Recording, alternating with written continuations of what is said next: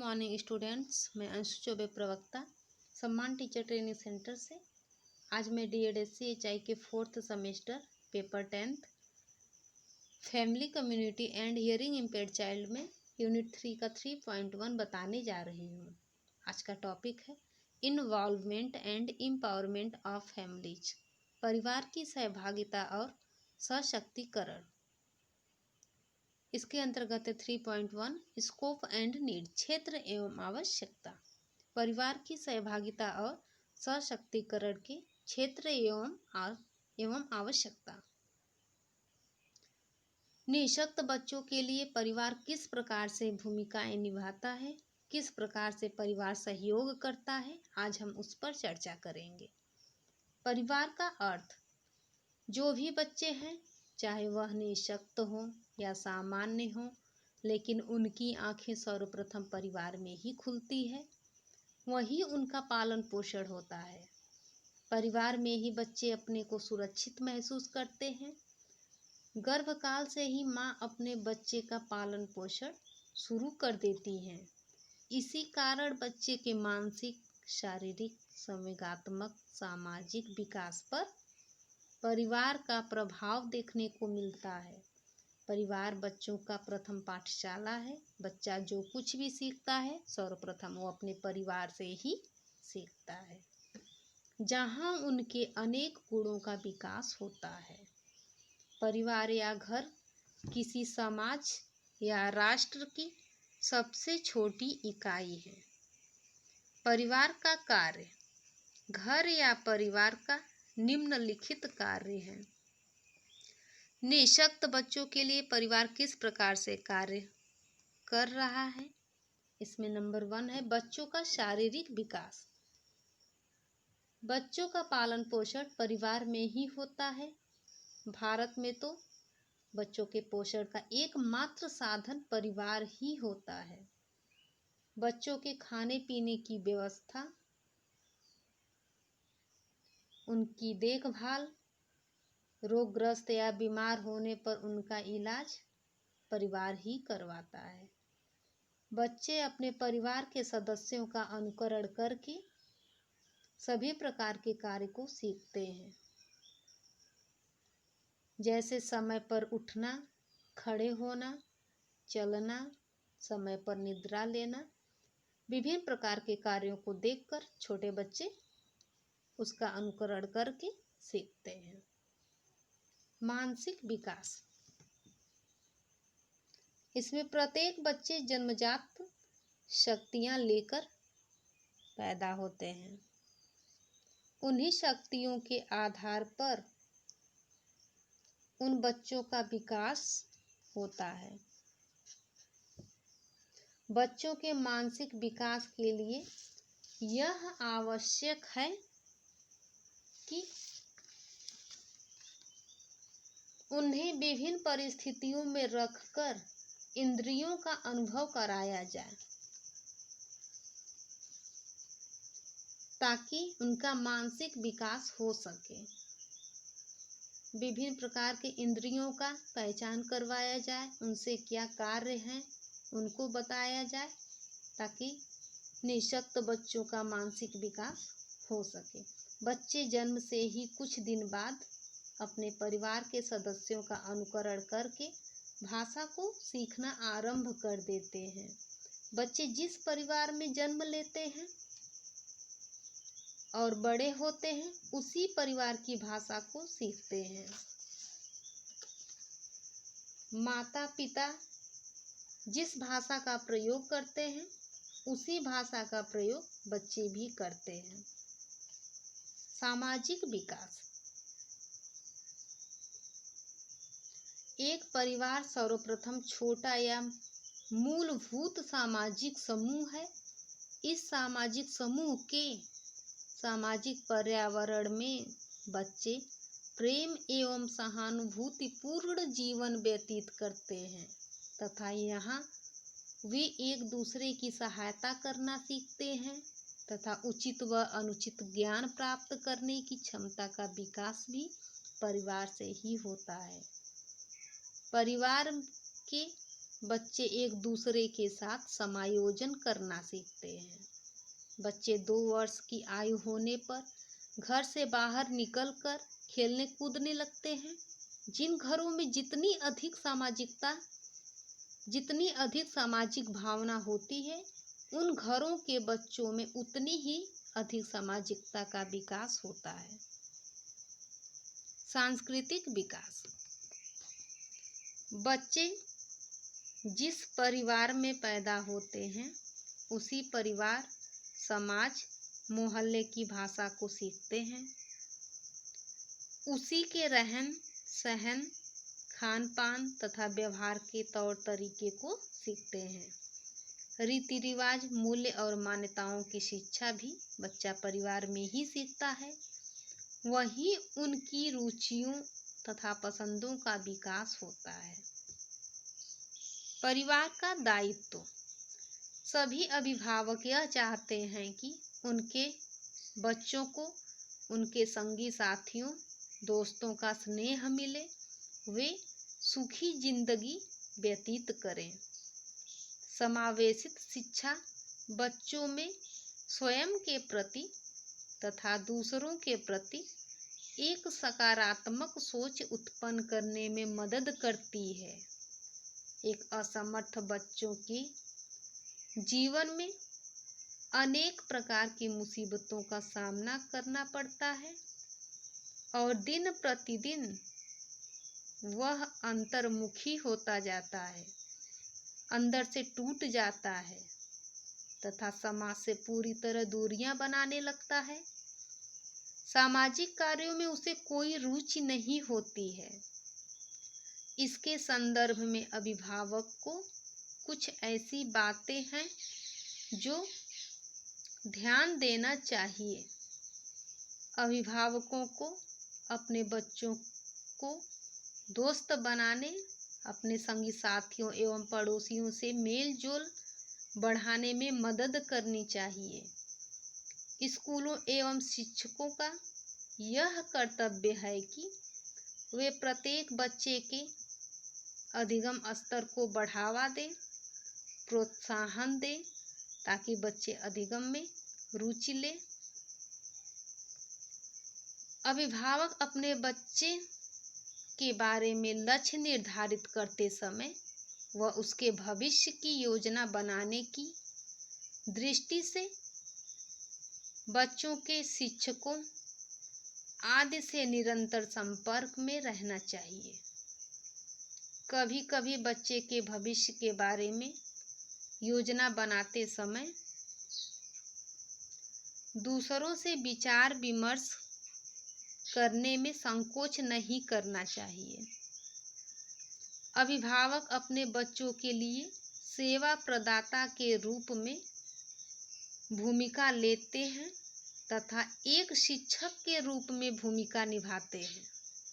बच्चों के पहले शिक्षक उनके माता पिता ही होते हैं।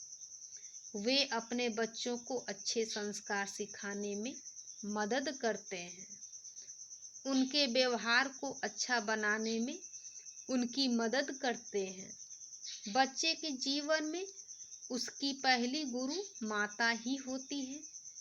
परिवार के सदस्य के रूप में माता पिता ही रहते हैं। क्षेत्र एवं आवश्यकता। इसमें बच्चे के विकास में अभिभावक अपनी महत्वपूर्ण भूमिका अदा करते हैं। माँ एवं बच्चे के मध्य भावनात्मक संबंध होता है। बच्चे के जीवन के प्रथम कुछ वर्षों तक यह संबंध उभर कर सामने आता है। इस बंधन के कारण बच्चे के पालन पोषण में सहायता मिलती है। अपनी माँ के साथ संप्रेषणात्मक संबंध होता है। अभिभावक की मदद से बच्चों के निःशक्त की शीघ्र पहचान एवं शीघ्र हस्तक्षेप संभव होता है। सहायक यंत्रों की देख रेख में तथा उसके प्रयोग में अभिभावक की सहभागिता अनिवार्य होती है। स्कूल में सिखाए गए विभिन्न प्रकार के कौशलों का समन्वयीकरण अभिभावकों के माध्यम से सफल होता है। बच्चों के सकारात्मक दृष्टिकोण को विकसित करना एवं किसी कार्य को बेहतर ढंग से करने में अभिभावक की भूमिका महत्वपूर्ण होती है। सशक्तिकरण का अर्थ किसी व्यक्ति, समुदाय या संगठन की आर्थिक, राजनीतिक, सामाजिक, शैक्षिक, लैंगिक शक्ति में सुधार को सशक्तिकरण कहते हैं, या वह क्रिया जिसके द्वारा किसी विशेष समुदाय को किसी विशेष क्षेत्र में शक्ति प्रदान की जाती है, उसे सशक्तिकरण कहा जाता है। सशक्तिकरण उन समुदायों को कहा जाता है जो किसी कारणवश समाज से पिछड़ चुके हैं, चाहे वह गरीब वर्ग हो, शोषित वर्ग हो या फिर महिला वर्ग हो। सशक्तिकरण में सबसे अधिक जोर इस समय महिला सशक्तिकरण पर दिया जा रहा है। पूरी दुनिया की जनसंख्या में महिलाओं की हिस्सेदारी 50% है। निःशक्त बालिकाओं को घर, परिवार एवं समाज के लोगों द्वारा भार समझा जाता है, जिसे सुधारने की जरूरत है। यह घर, विद्यालय एवं अन्य सभी सामाजिक सांस्कृतिक अवसरों पर निम्नलिखित रूप में देखने को मिलती है। नंबर 1 है चिकित्सा की स्थिति। एक निःशक्त बालिका चाहे किसी भी स्तर एवं किसी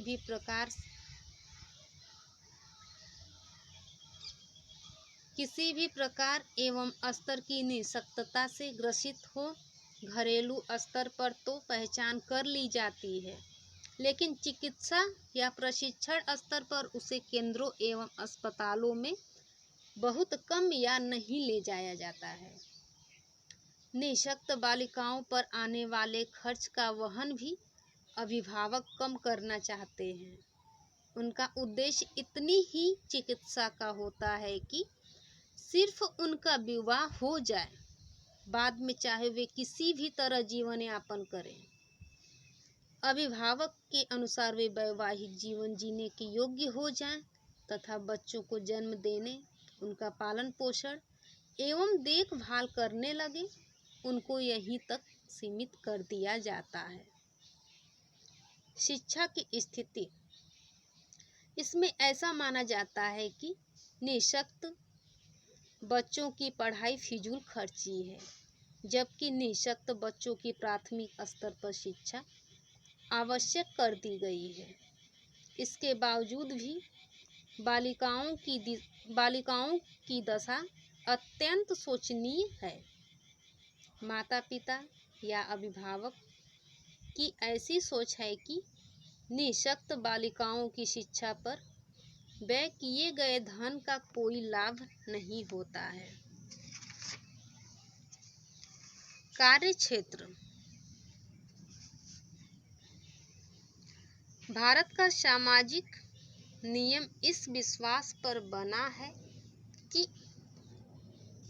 लड़कियों का मुख्य कार्य घर का काम काज करना, बच्चों को जन्म देना एवं पालन पोषण करना है।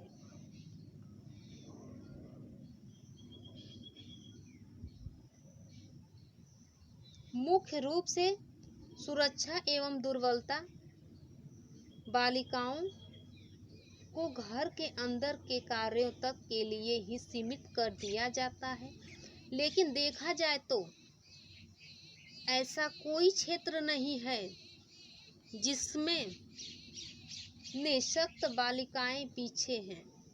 ग्रामीण महिलाएं भी आवश्यकता पड़ने पर खेती, बाजार, मजदूरी एवं साथ ही गृहस्थी की दोहरी जिम्मेदारियां अच्छी तरह निभाती हैं। सामाजिक सुरक्षा की स्थिति। बालिकाओं को समाज विरोधी तत्वों द्वारा शोषित किए जाने के कारण बाल्यावस्था में ही सुरक्षा के साधनों की आवश्यकता होती है और निःशक्त बालिकाओं के संदर्भ में यह और भी जरूरी हो जाता है कि इन्हें आत्मरक्षा के लिए प्रशिक्षित किया जाए। निःशक्त बालिकाओं को यह एहसास दिलाया जाता है कि उनकी स्वयं की कोई अनिच्छा नहीं होती, जो मिले उसे संतुष्ट होना चाहिए। ऐसा लगता है कि खेलकूद, मनोरंजन, निर्णय लेना उनका कार्य नहीं है। ऐसे में निःशक्त बालिकाएं आत्मविश्वास एवं आत्मसम्मान खो देती हैं।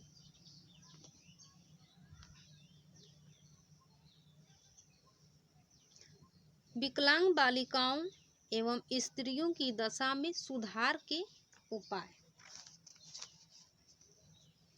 निःशक्त बालिकाओं एवं महिलाओं की स्थिति सुधारने में अभिभावक, परिवार, समुदाय, समाज, शिक्षक, विद्यालय इत्यादि की भूमिका बहुत ही महत्वपूर्ण है। सुधार हेतु अभिभावक की भूमिका बच्चों के भविष्य के संवारने एवं सुधारने में माता पिता एवं अभिभावक की प्रथम भूमिका होती है, चाहे वह बालक हो या बालिका। माता पिता विभिन्न प्रकार से बालिका की स्थिति में सुधार ला सकते हैं, लेकिन उन्हें कुछ बातों पर ध्यान देना जरूरी है।